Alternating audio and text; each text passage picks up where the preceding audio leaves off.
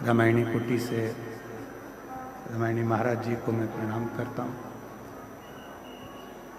सौराष्ट्र की पवित्र धरा से, भेंट द्वारका से महामंडलेश्वर श्री गोपाल बाबा जी को नमन।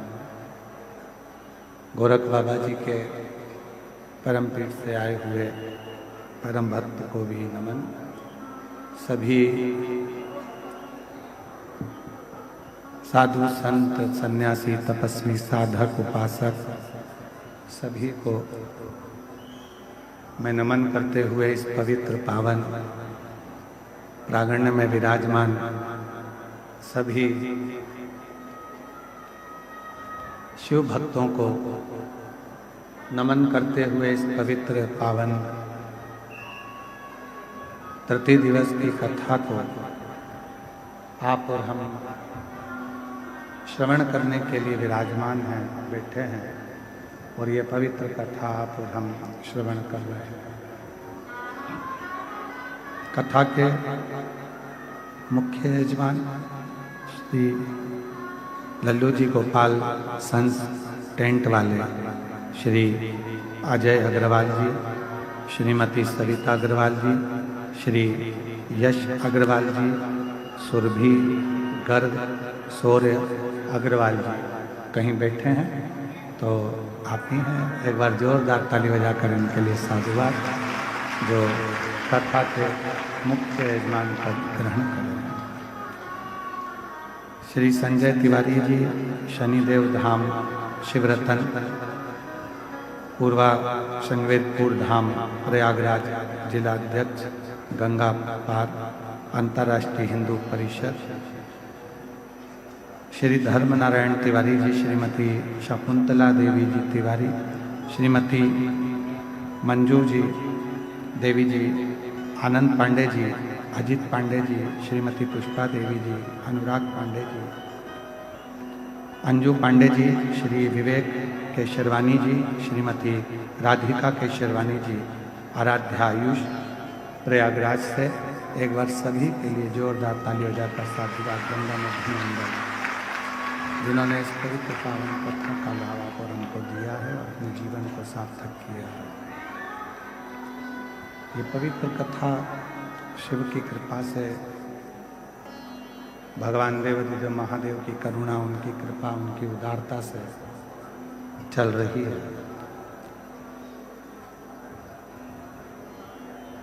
शिव और शक्ति। अभी सतुआ बाबा जी ने बड़ी सुंदर एक बात कही कि किसी ने उनसे प्रश्न किया, साउंड अच्छा नहीं है तुम्हारा बिल्कुल।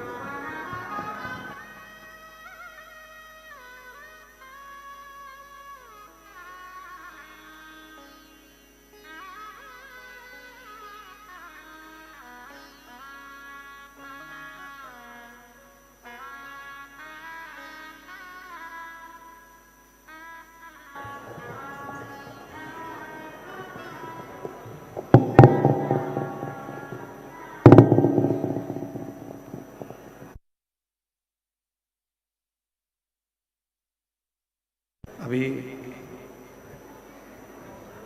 सतुआ बाबा जी ने एक बहुत अच्छी बात कही कि किसी ने एक प्रश्न किया कि कथा में, कथा केवल महिलाओं के लिए होती है, महिलाओं के लिए हो रही है, कथा केवल महिलाओं के लिए होती है या महिलाओं की है। तो सतुआ बाबा जी ने एक बड़ी सुंदर बात कही कि कथा श्रवण करने की शुरुआत भी अगर देखी जाए तो माता पार्वती जी ने ही प्रारंभ करी थी, जो माँ जगत जननी जगदम्बा।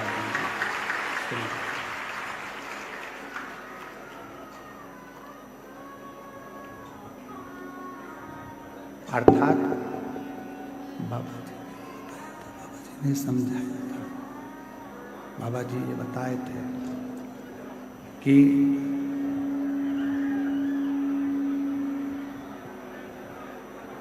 ऐसा कोई संसार का मानव नहीं है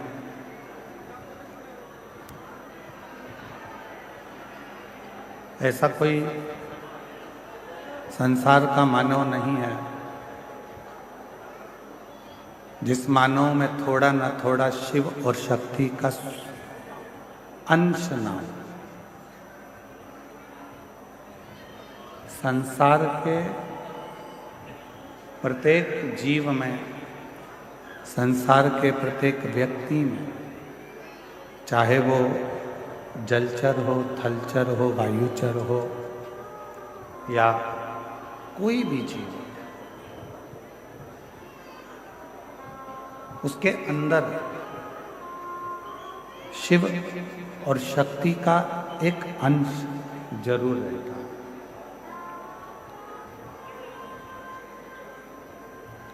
शिव और शक्ति उसके अंदर विराजमान रहती है, शिव और शक्ति का अंश उसके अंदर रहता है।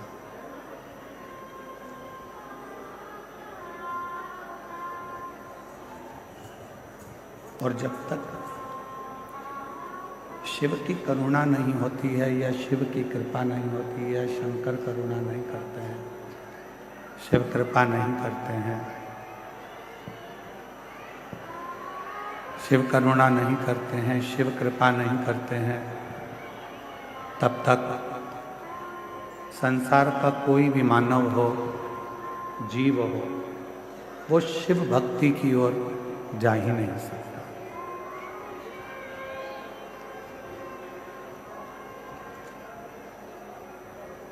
शिव भक्ति के लिए प्रेशर खोलो जिससे अंदर का साउंड का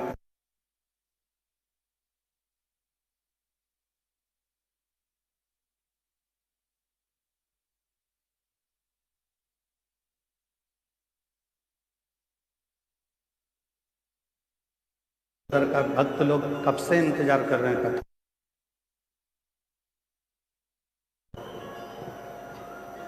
शिव और शक्ति, ये दोनों प्रत्येक संसार के मानव के अंदर, जीव के अंदर, चाहे वो जलचर हो, थलचर हो, वायुचर हो, जीव जितने भी हैं उन सभी जीवों में शिव और शक्ति का निवास है। भगवान शंकर एक अंश रूप में, माध्य शक्ति एक अंश रूप में जीव के अंदर रहते हैं, जीव के अंदर रहते हैं।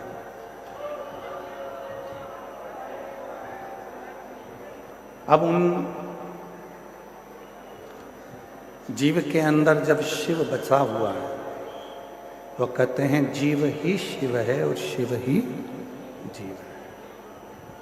जीव में ही शिव रहते हैं, शिव में ही जीव रहते हैं। जब उनके भीतर शिव तत्व एक ना एक दिन अंकुरित हो जाता है, तो जो हमारे भीतर शिव बैठे हुए हैं, शक्ति बैठी हुई है, शिव और शक्ति, वो शिव और शक्ति एक हो जाते हैं और वो एक होकर इस जीव का कल्याण करना प्रारंभ कर देते हैं। जैसे एक चूल्हा होता है, लकड़ी की एक भट्टी होती है, एक चूल्हा है, उस चूल्हे के अंदर एक कोई छोटी सी चिंगारी रह गई होती है, कोई छोटी सी चिंगारी उस चूल्हे के अंदर है।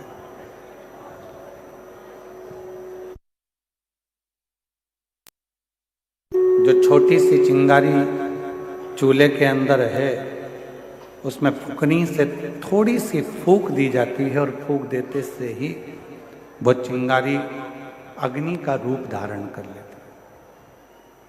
वो चूल्हा वापस जलने लगता है, वो अग्नि वापस जलने लगती है। केवल उसमें फूक पड़ी और वो फूक पड़ते से ही वो चूल्हे की जो अग्नि है वो प्रकट हो गई। चूल्हे की अग्नि जो है वो प्रकट हो जाती है केवल फूंक पड़ने से। उसी तरह शिव महापुराण की कथा का जो प्रागण होता है, शंकर जी की कथा का जो प्रागण होता है, शिव महापुराण की कथा का जो प्रागण होता है। आशीष, अंदर भी आवाज नहीं आ रही है तो बाहर क्या आवाज?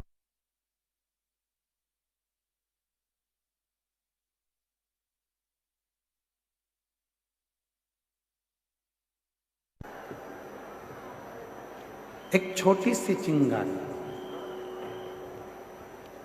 और वो छोटी सी चिंगारी एक दिन अग्नि का स्वरूप धारण कर लेती।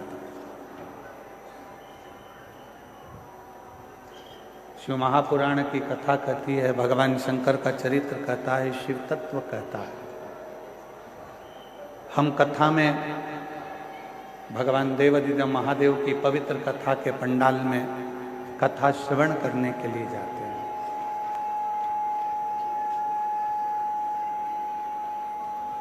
हम भगवान शिव की पवित्र कथा को श्रवण करने के लिए कथा के पंडाल में जाते हैं। जाने का कारण क्या है कि प्रत्येक जीव में शिव है।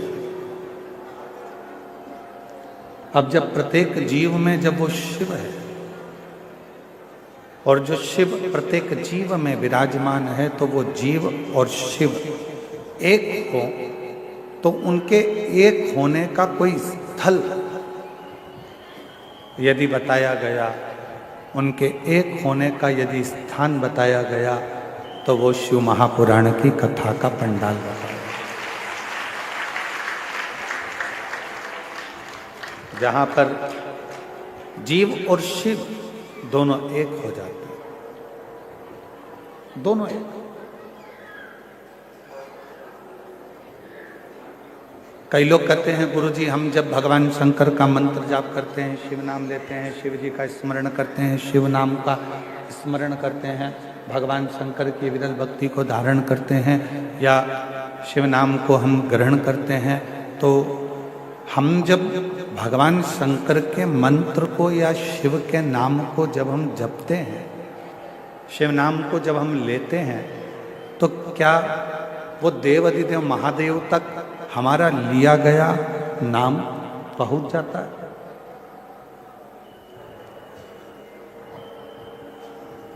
क्या देवादिदेव महादेव तक हमारा लिया गया नाम पहुंच सकता है? तो पहले तो अपने भीतर से एक भ्रम निकालो, अपने अंदर का एक भ्रम निकालो कि महादेव तक हम जो नाम ले रहे हैं वो पहुंचेगा कि नहीं पहुंचेगा। पहले अपने भीतर का ये भ्रम समाप्त करो। मतलब आपकी दृष्टि में ये है कि आपकी दृष्टि में लगता है कि ऐसा है कि शंकर भगवान हमसे बहुत दूर है, शिव जी हमसे बहुत दूर है। जब तो आपकी बुद्धि में यह बात आती है कि हम जो बात कहेंगे वो शिव जी सुनेंगे कि ना सुनेंगे, हम जो मंत्र बोलेंगे, जो मंत्र हम बोलेंगे वो मंत्र शिव जी तक पहुंचेगा कि नहीं पहुंचेगा, हम जो मंत्र का स्मरण करेंगे वो देवादिदेव महादेव तक पहुंचेगा कि नहीं पहुंचेगा। आपके भीतर यदि ये विचार चलता है तो मतलब आप ये विचार कर रहे हैं कि शंकर जी हमसे बहुत दूर है। पर शिव महापुराण की कथा कहती है, भगवान देवादिदेव महादेव का चरित्र कहता है, जिस समय पर आप भगवान देवादिदेव महादेव का स्मरण करते हो, उनको याद करते हो, उनका स्मरण करते हो, उस समय पर आपको लगता है कि शिव बहुत दूर हैं, तो उन तक हमारी आवाज पहुंचेगी कि नहीं पहुंचेगी। पर शिव कथा कहती है, आपके मुख से जैसे ही भगवान शंकर को याद किया जाता है, शिव का नाम लिया जाता है, शिव का स्मरण किया जाता है, उस समय पर भगवान देवादिदेव महादेव आपके नजदीक में खड़े होकर उस उच्चारण को श्रवण करते हैं। भगवान शंकर उस उच्चारण को श्रवण कर रहे होते हैं। भगवान शिव उस उच्चारणों को श्रवण करते।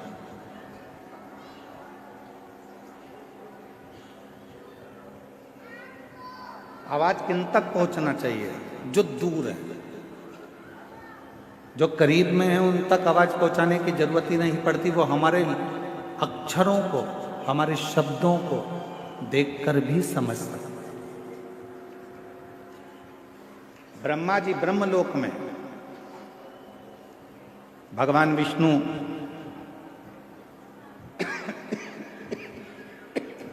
वैकुंठ लोक में, इंद्र लोक में, पर मेरा देव अधिदेव महादेव, मेरे भगवान शंकर, मेरे ओघड़दानी, मेरे शिव इसी मृत्यु लोक में। अब ब्रह्मा जी को यदि आपको कुछ कहना है तो भले तुमको तेज बोलना पड़ सकता है। भगवान विष्णु जी को अगर कुछ कहना है तो हो सकता है कि आपको तेज बोलना पड़ सकता है।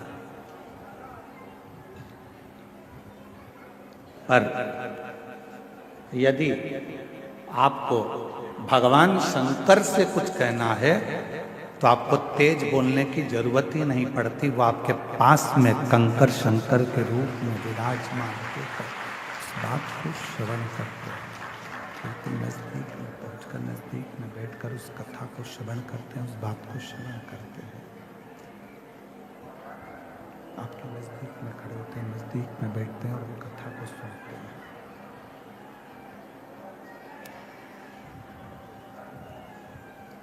शिव नजदीक में, भगवान शंकर नजदीक में, शिव नजदीक में, भगवान शंकर नजदीक में। शिव की कथा कर रही है, भगवान शंकर का चरित्र कह रहा है, शिव महापुराण की कथा कर रही है।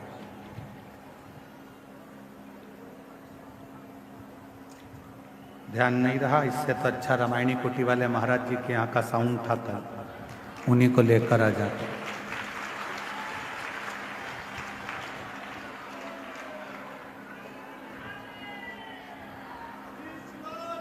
शिव को, भगवान शंकर को, देवाधिदेव महादेव को बहुत दूर ढूंढने की जरूरत नहीं। ये कल भी कथा में कहा था, आज भी कथा में कह रहा हूं, अभी भी कथा में कर, बहुत जाने की जरूरत नहीं पड़ती। शंकर को ढूंढने के लिए बहुत दूर, शिव को ढूंढने के लिए बहुत दूर जाने के लिए जरूरत नहीं पड़ा।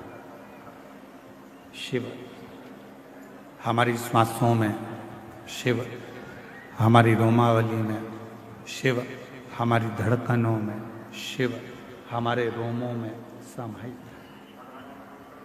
जब हमको कुछ भगवान देवाधिदेव महादेव से कहना है तो आप ये अपने मन से निकाल दीजिए कि हमको बहुत दूर हमारे शंकर भगवान हैं, तो हमको बहुत दूर बैठे हुए शिव से कुछ कहना पड़ेगा। कुछ कहना नहीं, शिव से कहना एकदम सरल है। भगवान शंकर से कहना एकदम सरल है। शिव तुम्हारे नजदीक में, शंकर भगवान तुम्हारे करीब में, बिल्कुल नजदीक। और जब हम भगवान शिव से अपने मन की कोई बात कहते हैं तो दुनिया के लोगों को लगता है कि शिव सुनेंगे ना सुनेंगे। शिव पुराण कहती है कि जैसे ही तुम बोलो नहीं तो भी तुम्हारे हृदय में अगर कोई भाव आता है जल चढ़ाते समय, तो शंकर भगवान तुम्हारे मन के भावों को भी पढ़ लेते हैं, सुन लेते हैं, स्वीकार कर लेते हैं। भगवान देवाधिदेव मन के भावों को, विचारों को, शिव अपने मन के भावों को, अपने विचारों को भी पढ़ लेते हैं, सुन लेते हैं। मन की शुद्ध भावों को भी पढ़ लेते हैं, विचारों को भी पढ़ लेते हैं।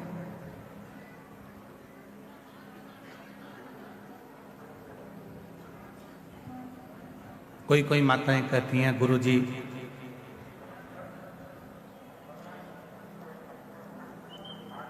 भगवान तो हमारी सुनता ही नहीं है।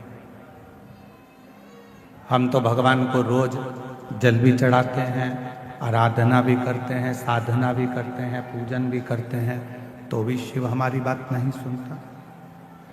हमारा निवेदन है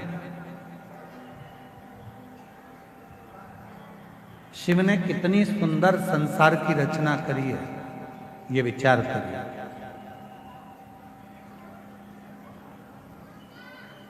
शंकर भगवान ने जो सृष्टि की रचना करी, शिव जी ने जो सृष्टि का निर्माण किया, वो कितना सुंदर करा। फूलों में परमात्मा कीड़े दे देता है। देखिए उस परमात्मा की लीला कितनी विचित्र है कि फूलों में परमात्मा कीड़े दे देता है और पत्थर में परमात्मा हीरे दे देता है। ये उस परमात्मा की कृपा, ये उस परमात्मा की दया है।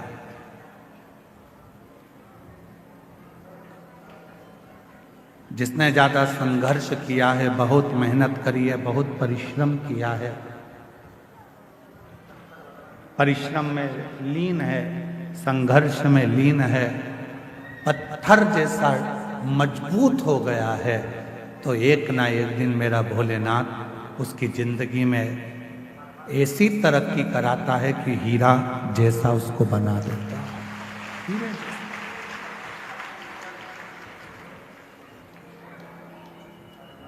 बस उसके लिए एक सबसे बड़ी बात है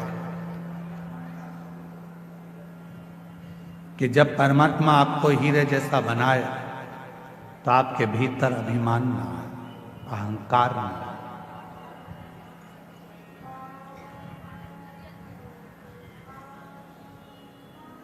आपके भोजन करने से, अगर आपके भोजन से किसी के मुख में पानी आ रहा है तो आपका भोजन करना बेकार है।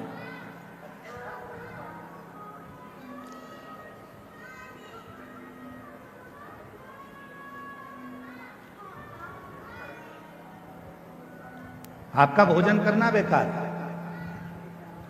आपके भोजन करने से यदि किसी के मुख में पानी आ रहा है तो आपका भोजन करना बेकार है, और यदि आपके बोलने से किसी की आंख में पानी आ रहा है तो आपका बोलना भी बेकार है।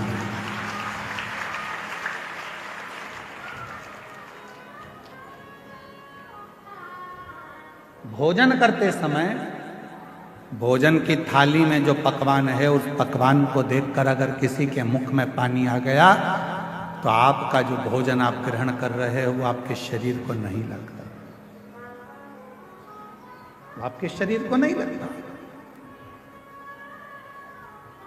भोजन करते समय यदि किसी के मुख में अगर पानी आ गया तो आपका भोजन करना बेकार है, और बोलते समय यदि किसी की आंखों में पानी आ गया आपके बोलने से तो आपका बोलना भी फिर वो बोलना आपका बेकार है कि आपने क्या बोल दिया, क्या ऐसा प्रश्न कर दिया, क्या आपने कह दिया कि उसकी आंख में आंसू आ गए, उसके नैनों में जल भर गए, उसके नैनों में अश्रु आ गए। आपका वो बोलना ही बेकार है।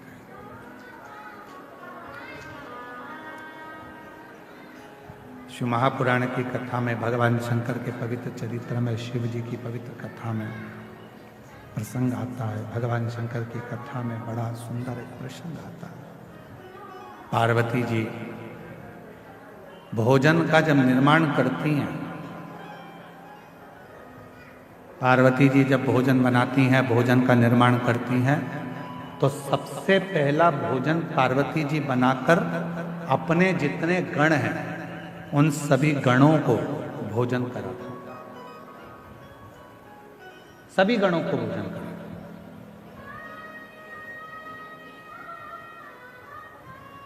हमको पिछले वर्ष का इस प्रयागराज की भूमि पर एक स्मरण आता है, और प्रयागराज की भूमि का भी और काशी में जो कथा हुई सतुआ बाबा गौशाला में, उसका भी हमको स्मरण आता है। जिस समय पर सतुआ बाबा गौशाला में कथा चल रही थी तो लगभग 12:30-1 बज चुकी थी, तो हम बाबा जी के साथ में दर्शन करने के लिए कहीं गए थे। वहाँ से वापिस आ रहे थे तो हमने सतुआ बाबा जी से पूछा कि प्रसाद हुआ? तो कहा महाराज जी अभी बहुत सारे लोग रह गए हैं, ये 2 बार की पंगत और हो जाए, उसके बाद फिर मैं अपने कक्ष में जाकर जो भी होगा उसको पाल लूंगा। एक गुरु, माता, पिता ऐसा ही होता है, सबको खिलाने के बाद सब संतुष्ट हो जाते हैं, तब वो थोड़ा सा प्रसाद पाकर संतुष्ट हो। मैं सतुआ बाबा जी आपको धन्यवाद देता हूं इसके लिए कि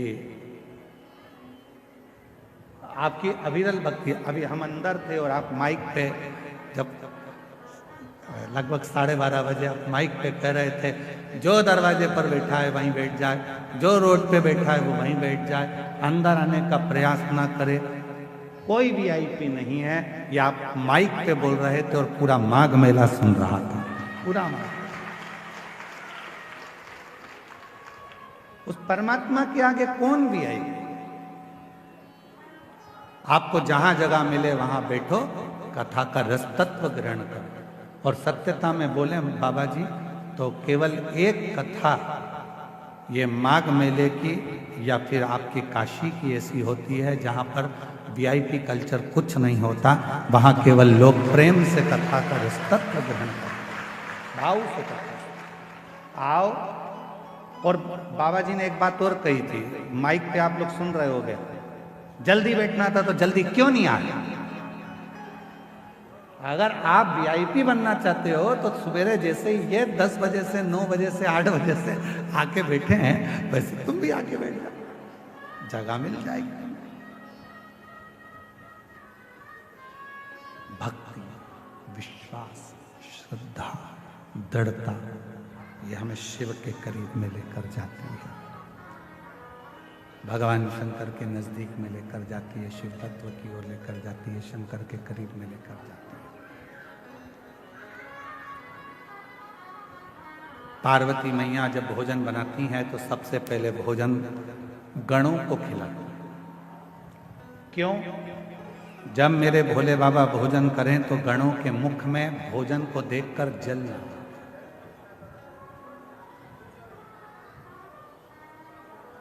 पानी ना,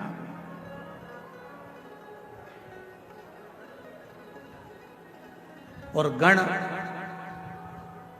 जब भोजन ग्रहण करने के लिए बैठते थे, भोजन ग्रहण कर लेते थे, और भोजन ग्रहण करने के बाद में बाबा का जो प्रसाद बचता था उसको कणका मात्र सारे ग्रहण करते थे। जितने गण थे वो लेते थे, माँ देवी भी लेती थी, गणेश जी भी लेते थे, कार्तिकेय भी लेते थे, और 33 कोटि देवता भगवान शंकर के प्रसाद को लेने के लिए तत्पर खड़े रहते।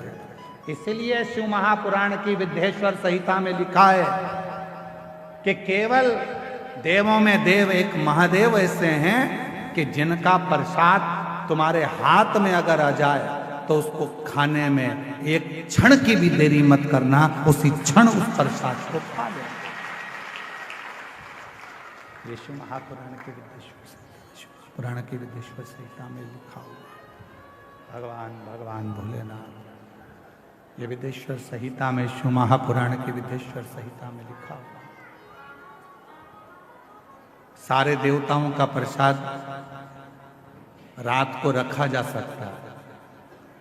सत्यनारायण भगवान की कथा हुई, उसका प्रसाद 2-3 दिन रख लोगे चल जाएगा। देवी जी का कोई अनुष्ठान हुआ, उसका प्रसाद 2-4 दिन रखोगे चल जाएगा।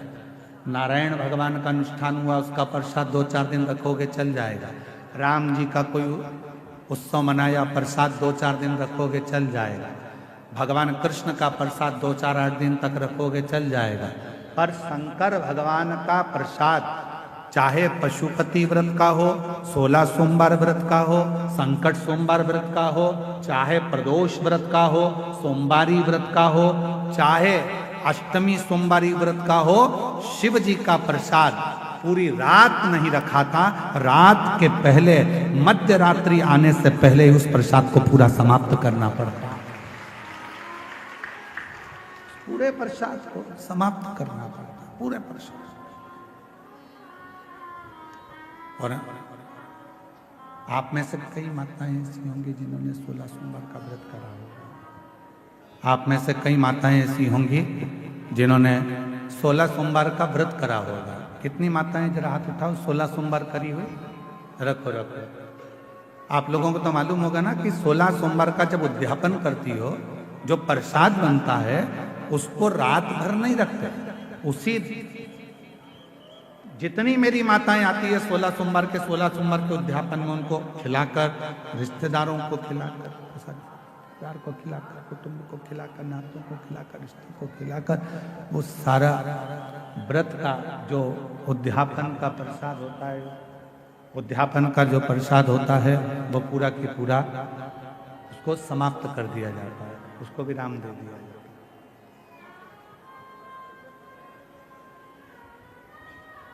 पूरा 16 सोमवार का प्रसाद जो भी उद्यापन करता है उसको समाप्त कर। शिव जी की भोजन की थाली में शंकर भगवान के भोजन करने के बाद जो प्रसाद बचता है उसका कण कण मात्र सारे गण, देवता, देवी, 64 योगिनी सब लेने के लिए आते हैं। सब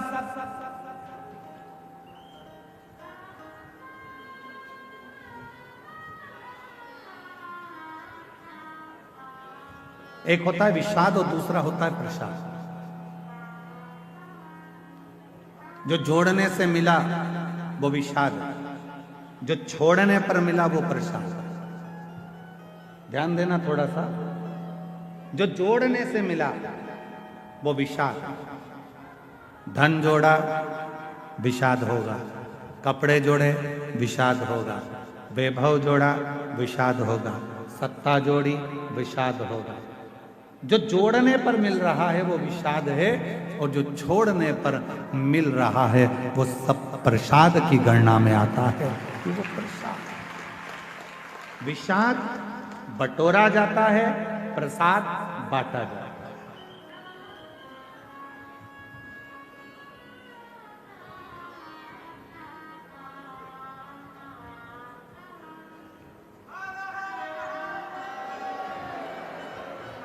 प्रसाद बांटा जाता है। विषाद में केवल जोड़ा जाएगा, आन दो और प्रसाद जान दो, बांटो बांटो, वो बांटा गया, बांट। कई माताएं कहती हैं, गुरुजी बेलपत्र कब खाना चाहिए और कब नहीं खाना चाहिए। शिव महापुराण की कथा कहती है, जब शरीर में रोग हो, शरीर में कष्ट हो, तब शंकर जी की चढ़ी हुई बेलपत्र अगर पूरी 3 पत्तियां, मान लो आप पूरी 3 पत्ती भी बेलपत्र की नहीं खा सकते, तो बेलपत्र के आगे की थोड़ी सी एक अंश नोक मात्र भी आपके मुख में अगर जाती है तो भी वो उतना ही असर करेगी जितनी पूरी पत्ती करती है। एक अंश मात्र। अब कोई तुमसे पूछे क्यों महाराज जी ये कथा कहाँ मिलेगी, तो स्कंद पुराण में, शिव महापुराण में, देवी भागवत में इस कथा का वर्णन है कि भगवान देवादिदेव महादेव काकड़िया की रोटी बनाई, काकड़िया की साग, और परसे माता पार्वती जी पावे भोलानाथ, माना शिव रटोरे, छोड़ दो कपट मन शिव रटोरे, शिव रटोरे मन शिव रटोरे, छोड़ दो कपट मन शिव रटोरे।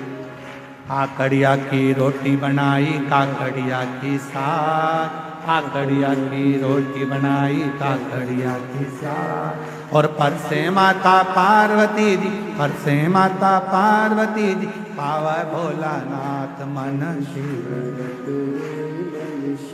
रटोरे, छोड़ दो कपट मन शिव रटोरे, मन शिव रटोरे, मन शिव रटोरे, छोड़ दो कपट मन शिव। हमारे यहाँ शास्त्रों में ऐसा मिलता है कि पार्वती जी भोजन बनाती हैं, शिव जी को खिलाती हैं।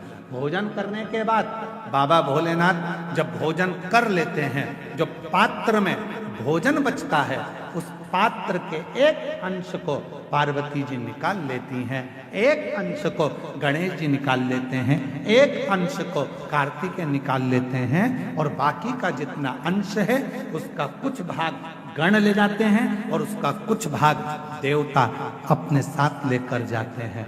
तो कहा 33 कोटि देवताओं को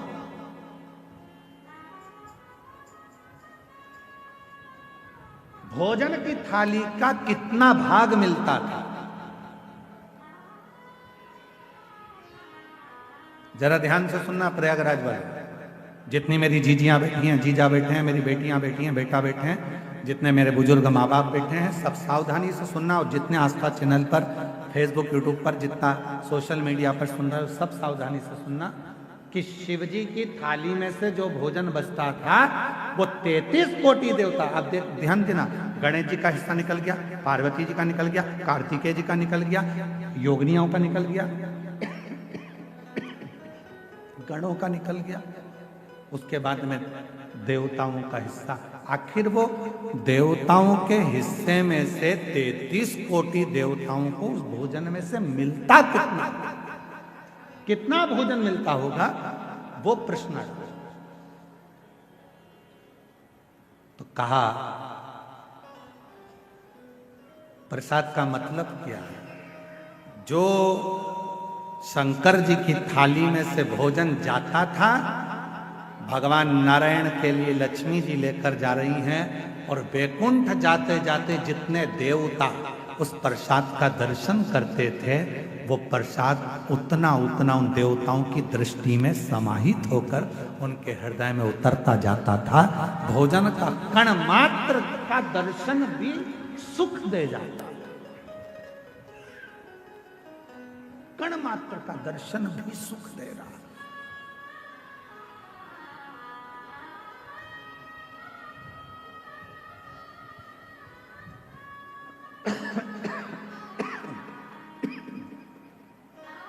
एक कण मात्र का दर्शन।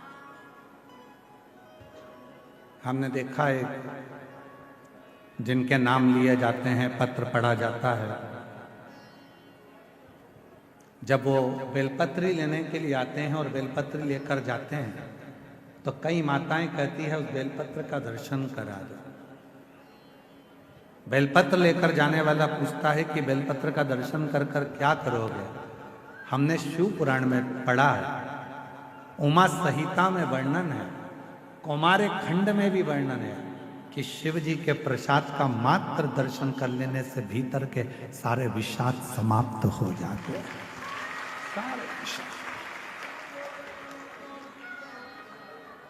केवल प्रसाद का दर्शन करने से ही विषाद समाप्त हो जाए।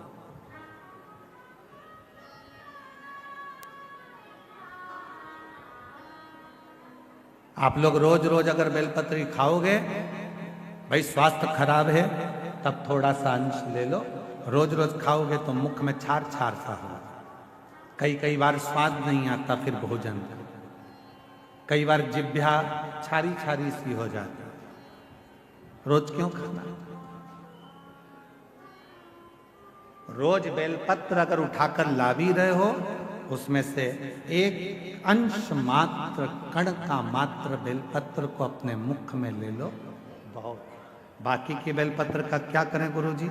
लाओ, सुखाओ, इकट्ठी हो जाए, चूरा बनाओ, चूरा बना के महीन पीस कर उसको रख लो, उसको रख लो। कभी कोई बहुत ज्यादा कोई तकलीफ में व्यक्ति मिले, उसको चुटकी मात्र की वो बेलपत्र का चूरा जो शिव पर चढ़ी हुई बेलपत्र है उसका दे। महाराज जी, बाबा जी अभी एक गौ माता को बीच में एक रोग हो गया। गाय के पूरे शरीर पर महाराज जी ऐसे गांठ गांठ जैसे फुंसियां पड़ने लगी। वो स्मरण में हमें आ नहीं रहा है? हाँ, लम की बीमारी हो पूरे में। सूचना मिली ऐसा ऐसा हो गया, क्या करें? हमने कहा अपने धाम पर जितनी भी बेलपत्र आती है उसको सुखाया जाए, सुखा कर पीसा जाए, पीस कर रोटी में मिलाया जाए और रोटी बनाकर गाय को खिलाई जाए। थोड़ी थोड़ी बेलपत्र की मात्रा, एक एक डेढ़ डेढ़ बेलपत्र की मात्रा की रोटी बनाई गई। डाला कितना? केवल एक बेलपत्र का आधा अंश उस रोटी में डाल डालकर जब गाय को दिया तो वो लंपी की जो बीमारी थी वो धीरे धीरे धीरे धीरे समाप्त हो।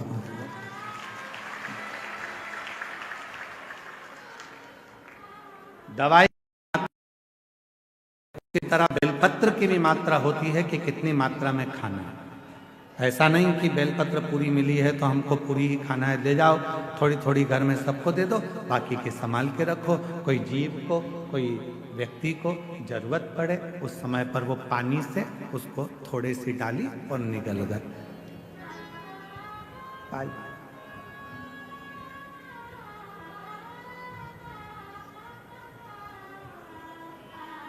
कुछ मात्रा, और बीमारी हो तब जरूर उसकी बेलपत्र का थोड़ा सा भाग शिव पे चढ़ा हुआ अवश्य। पर यदि आप स्वस्थ हैं, शिव की कृपा है, तो भले ना पाए, एक लोटा जल चढ़ाएं, जल का थोड़ा सा भाग अपने मुख में आचमन जरूर करें, उससे फल।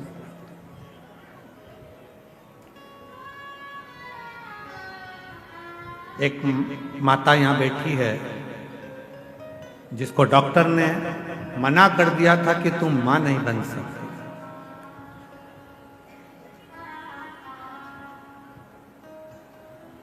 चार साल तक उसने डॉक्टर का इलाज करवाया, 5 साल तक इलाज करवाया। 5 साल के इलाज करवाने के बाद में फिर 8 साल तक इलाज करवाया, 10 साल तक इलाज करवाया और 10 साल के इलाज के बाद में उसने इलाज करवाना बंद कर दिया।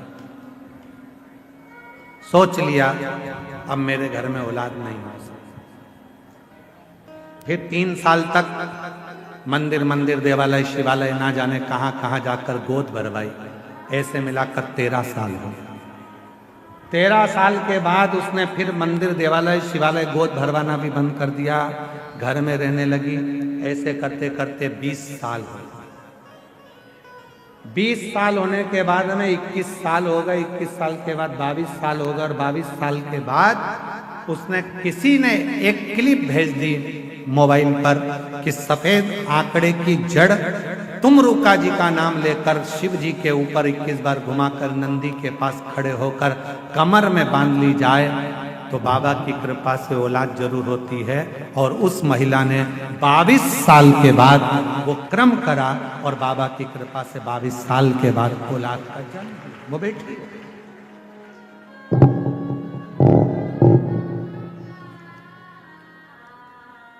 मैं कौशल्या गुप्ता, पत्नी जगदीश कुमार गुप्ता, ग्राम सराय बकेवर, पोस्ट बकेवर, तहसील बिंद की, जिला फतेहपुर, उत्तर प्रदेश से आई हैं। कहीं बैठी हो तो हाथ हिला सकती हैं जिनके घर में 21 साल के बाद औलाद हुई है, 21 साल के बाद संतान का सुख हुआ है। गुरुदेव बहुत दुख झेला अपनी जिंदगी में। लोग मुझे बांझ कहते थे, लोग मुझे बांझ कहते थे। कोई अपनी संतान मेरी गोदी में नहीं देता था। लोग कहते थे इसकी औलाद नहीं। गुरुदेव ऐसा कोई डॉक्टर नहीं बचा जिसका इलाज ना करवाया। आखिरी में तब आपकी कथा को श्रवण किया और सफेद आंकड़े की जड़ का प्रयोग करा और बाबा की कृपा से शादी के 21 वर्ष के बाद मुझे खुशी प्रदान हुई और 21 साल के बाद मेरे घर में संतान ने जन्म लिया। 21 साल। कहीं बैठी हो तो हाथ हिला सकती हैं। बच्चे का फोटो लगाया है, वो आप देख सकते हैं। 21 साल के बाद मेरे घर में बाबा ने औलाद। एक पत्र और है, वो भी देखिए।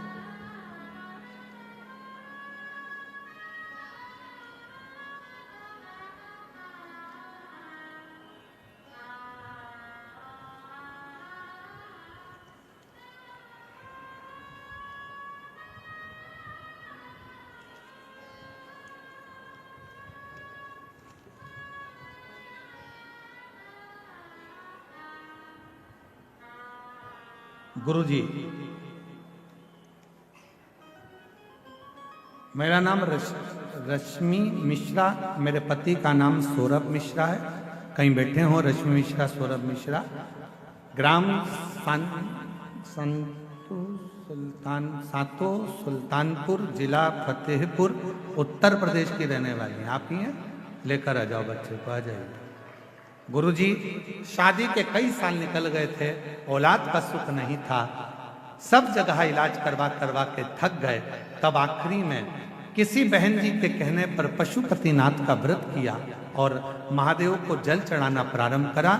और बाबा की ऐसी कृपा हुई गुरुदेव कि हमारे यहाँ कई सालों के बाद बाबा ने औलाद का सुख दिया। और बाबा की कृपा से 29 अगस्त 2023 को पुत्र रत्न की प्राप्ति हुई, शिव की कृपा से, बाबा की कृपा से। एक पत्र और है।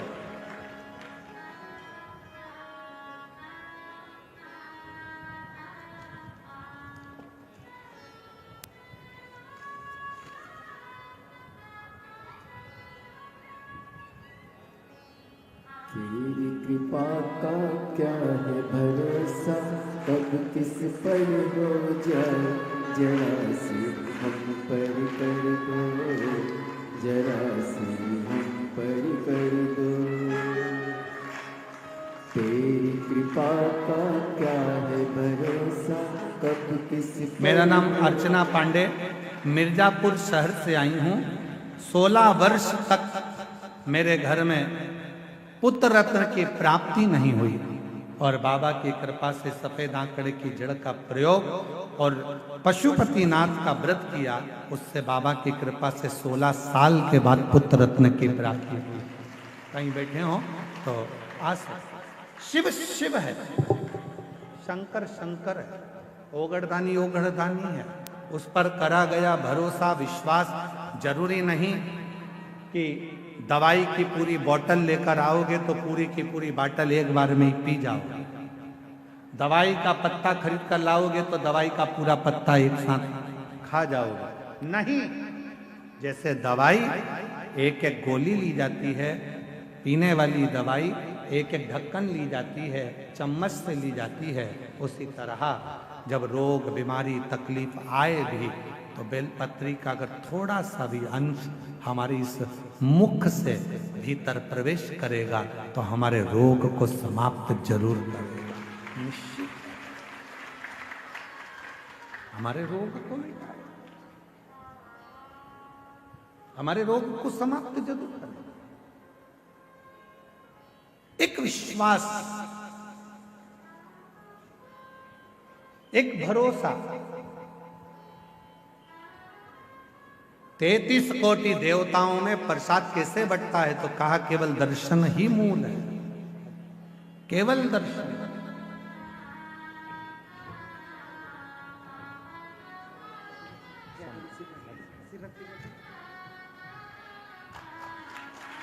शंभु हर हर महादेव, हर हर महादेव, हर हर महादेव। लो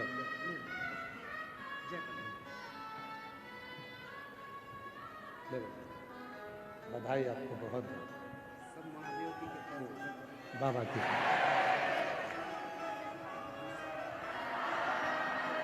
बधाई।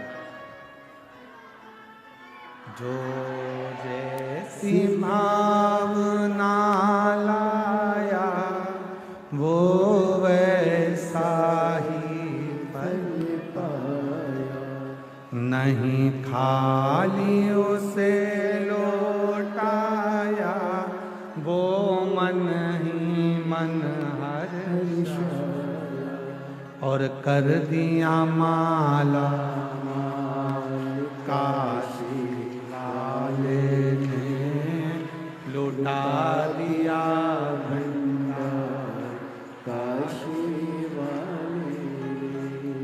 जिस भावना से आता शिव के मात्र प्रसाद का भी दर्शन हमारे विषादों को समाप्त कर दे।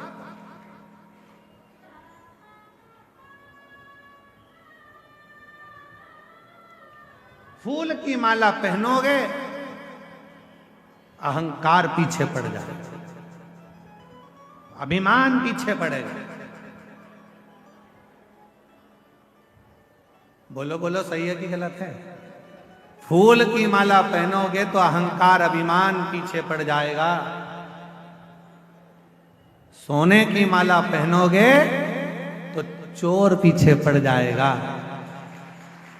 और यदि रुद्राक्ष की माला पहनोगे तो मेरा महाकाल पीछे पड़ जाएगा।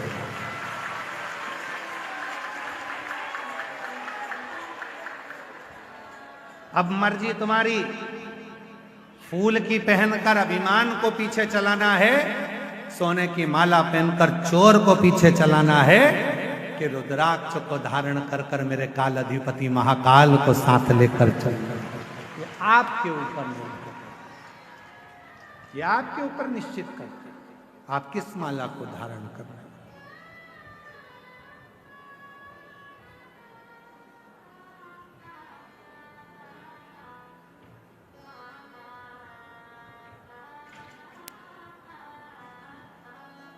फूलों की माला से कभी कभी जीवन में एक ऐसा समय आ जाता है कि लगने लगता है कि इतनी माला पहने, इतनी।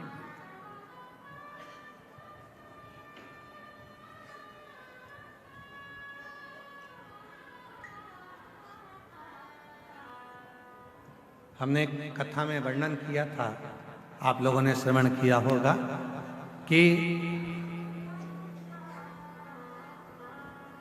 जितने भी देवताओं को माला चढ़ती है उसको कहते हैं फूलों की माला। और शिव जी को जो माला चढ़ती है उसको माला नहीं कहते, उसको क्या कहते हैं? हार। मतलब मैं जिंदगी से हार चुका हूं, कुछ भी मेरे पास में नहीं है, हर जगह से हार कर तब तेरे चरणों में आकर बैठा हूं। ये हार तुझे स्वीकार करना है और मुझे विजय करना है। ये तेरे ऊपर, ये तेरे ऊपर। हार गया संसार सागर से, सब जगह से मैं हार चुका। इसीलिए शायद शिव महापुराण की कथा में वर्णन आता है कि पार्वती जी जब छोटी अवस्था में थी, बाल्य अवस्था में थी, देवऋषि नारद ने उनका भाग्य बता दिया था, इसका जो पति होगा भस्म धारण करने वाला, मृगछाला पहनने वाला और जटा जूट बांधने वाला, इनका जो पति होगा वो ऐसा अड़भंगा पति होगा। विचार कर लिया था, मैं अपनी बेटी का विवाह नहीं करूंगा, अपनी बेटी का विवाह नहीं करूंगा। विचार कर लिया, मैं अपनी बेटी को नहीं पढ़ाऊंगी, मैं अपनी बेटी का विवाह नहीं करूंगी, मैं अपनी बेटी की शादी नहीं करूंगी। ये विचार कर लिया।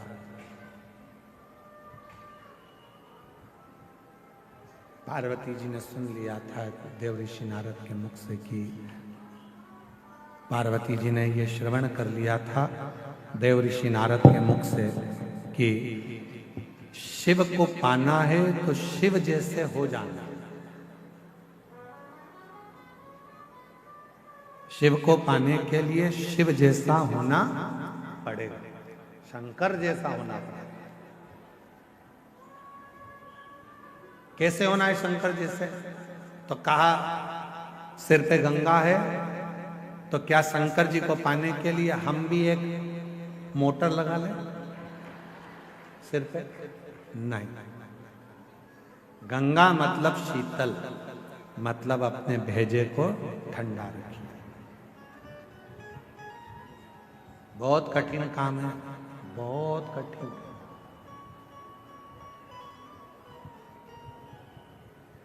दुनिया का सबसे कठिन काम अगर कोई सा है तो अपने मस्तिष्क को, भेजे को ठंडा रखना, अपने मस्तिष्क को ठंडा रखना, ये दुनिया का सबसे कठिन काम, बहुत कठिन।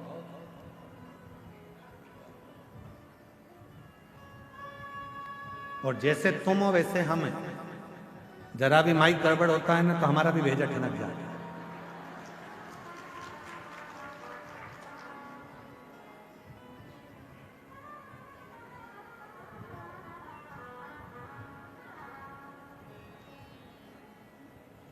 दुनिया का सबसे कठिन काम है अपने भेजे को ठंडा रखना। तो महाराज जी फिर आप कहते हो कि भेजा ठंडा रखो, जब तुम्हारा ही गर्म है तो हम काहे ठंडा रखें?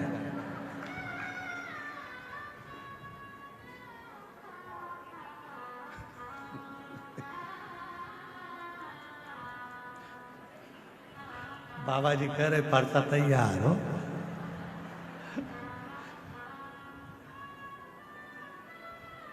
वल्लभ कुल की बलियारी जब देखो जब तैयार।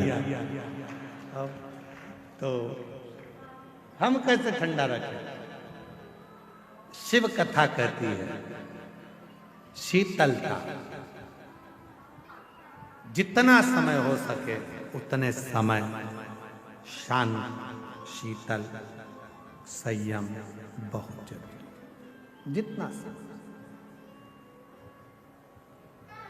जितनी देर हो सके शीतलता अपने भेजे अपने मस्तिष्क।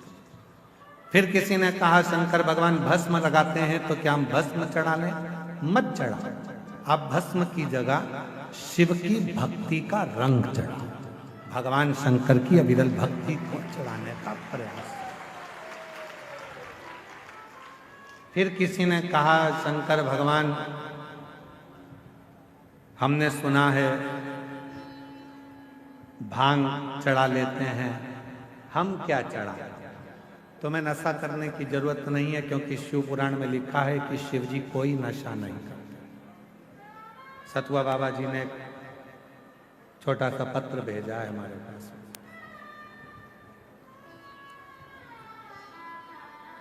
और नीचे लिखा आपका सतुआ बाबा।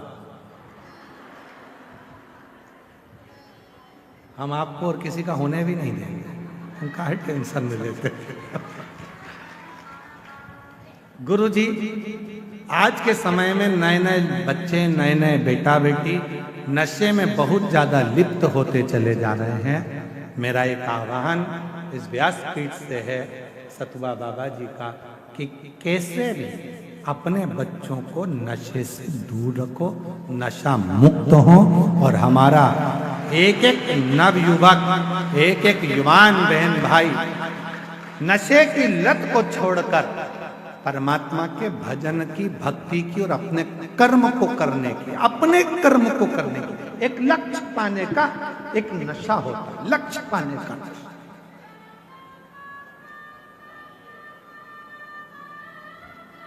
सीए बनना है, भेजे में रख लो उसको कि मुझे सीए बनना है, मतलब मेरे अंदर एक नशा चढ़ गया सीए बनने का, बनकर रहूंगा। जैसे नशे वाले व्यक्ति के अंदर एक तलब उत्पन्न होती है पीने की, खाने की, ऐसी ही एक तलब तुम्हें मंजिल तक पहुंचने की होना चाहिए कि मुझे वो कर, मुझे वो मंजिल तक पहुंचना। सीए बनना है, बनूंगा, बनूंगा। सरकारी नौकरी करना है, करूंगा। एक पत्र अच्छा है, पहले उसको सुनो, बहुत अच्छा पत्र।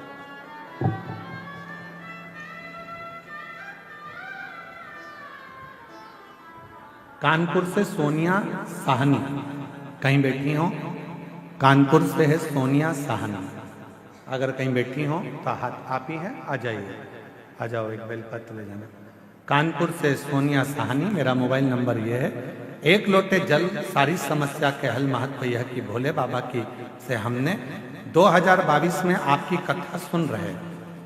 कानपुर निवासी मेरे बेटे ने सीए की परीक्षा देते देते हार चुका था।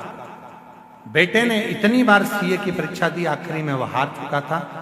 बच्चे को बाबा पर विश्वास हो गया और मैंने भी पशुपति नाथ का 5 बार व्रत रखा। अपने बेटे से कहा कि तू भी व्रत कर, मैं भी कर। और सियोर वाला बाबा कहता है कि अपनी पढ़ाई को 4 गुना बढ़ा। इतनी मेहनत कर रात दिन कि अब की बार तुझे सीए बनना ही है।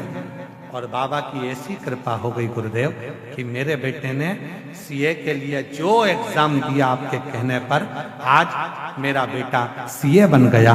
मैं बाबा को धन्यवाद देता हूँ। बाबा एक बात और कहना चाहती हूँ, मेरे बड़े बेटे ने जितनी मेहनत करी और आखिरी में सीए बन गया, तो मेरा छोटा बेटा उसको देखकर बोला, भैया जब तू पढ़ाई कर कर, शिवजी पे 1 लोटा जल चढ़ाकर, पशुपति व्रत कर कर तू सीए बन सकता है, तो मैं भी कुछ ना कुछ कर सकता हूँ। और मेरे बेटे ने एमबीए की परीक्षा देना प्रारंभ करी और बाबा की कृपा से आज वो भी क्लियर होकर अच्छी उस पर लग गए।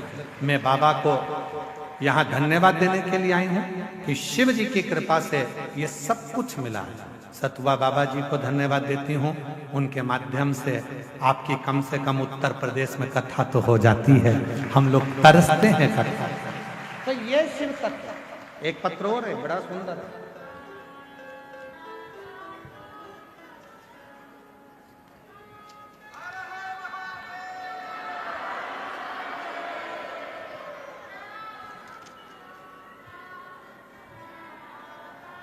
मेरा नाम कृष्ण मिश्रा, महादेव के चरणों को नमन करती हूँ।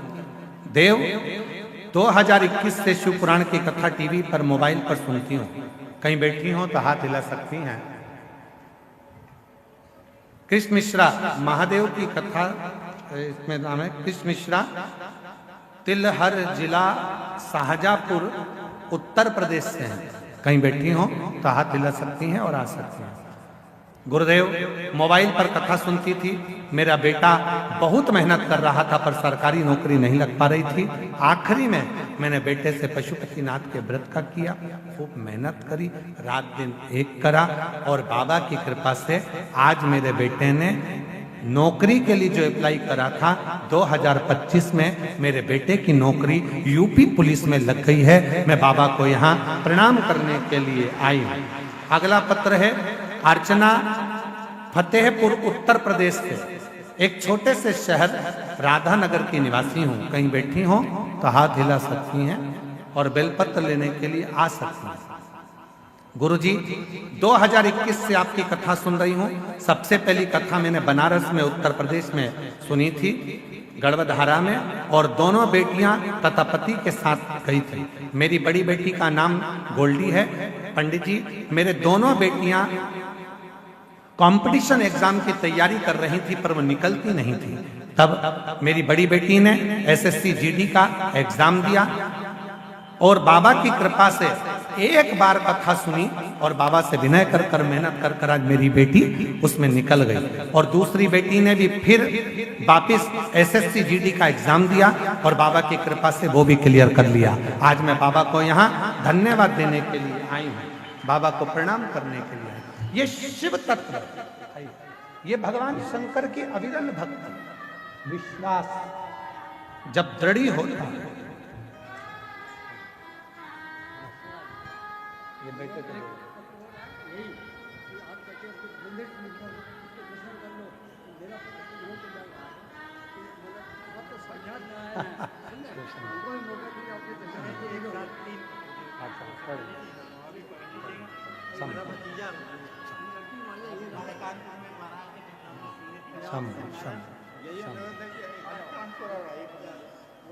तेरी कृपा का क्या है भरोसा, अब किस पर हो जाए जरा सी हम पर कर दो, जरा सी हम पर कर दो। जिस पर भी हो गई तेरी कृपा करुणा वो भव पार हुआ,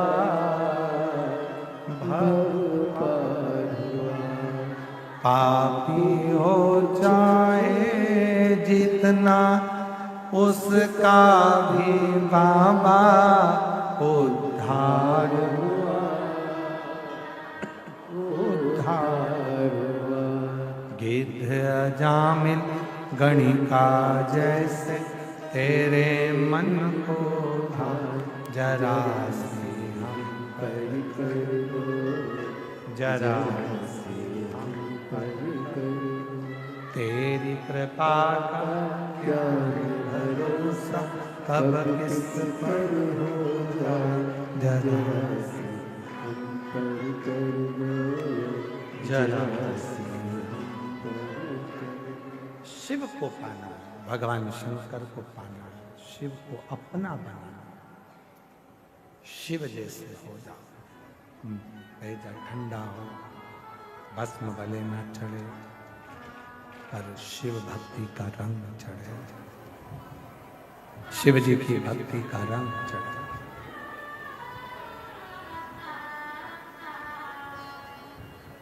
पार्वती मैया का जब जन्म हुआ, प्रकट हुई,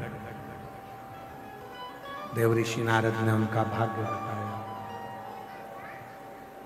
और भाग्य बताकर कहा कि इसके तो भाग्य में ये सब लिखा हुआ है।